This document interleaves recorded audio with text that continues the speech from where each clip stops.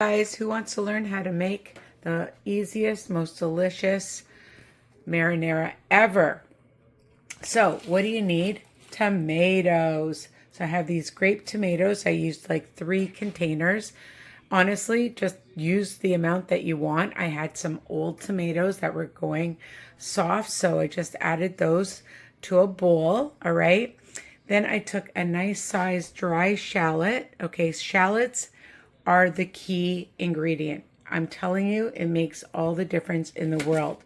And fresh garlic cloves, a couple of fresh garlic cloves. Put it through your Cuisinart till it's nice and mushy and little. You can see that. And fresh basil is the key. Dry basil is too strong, in my opinion. Some salt and pepper, drizzle some olive oil, then add it to your baking pan on parchment paper.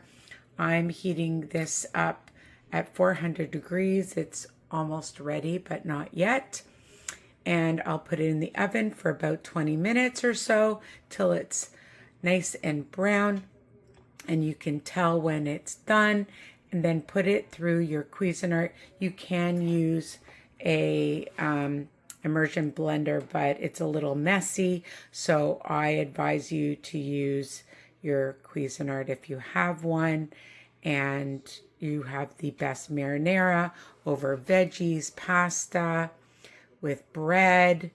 It's absolutely amazing, and it's way better even the next day. Okay, so easy peasy. Tomatoes, shallots, fresh basil, fresh garlic, salt and pepper, and olive oil. Okay, and that's it. Risa Weiner YouTube for lots of healthy, delicious recipes. This is how it looks after it's cooked. And now I'm going to add it to my Cuisinart. I've added it to my Cuisinart, and now I'm just going to pulse it. It's a lot easier than in your immersion blender. And voila, you have a nice marinara. If you want it less chunky, just keep pulsing it. But you're going to get this amazing, amazing sauce with the fresh basil, the fresh shallots, the fresh garlic. Makes all the difference in the world. Enjoy.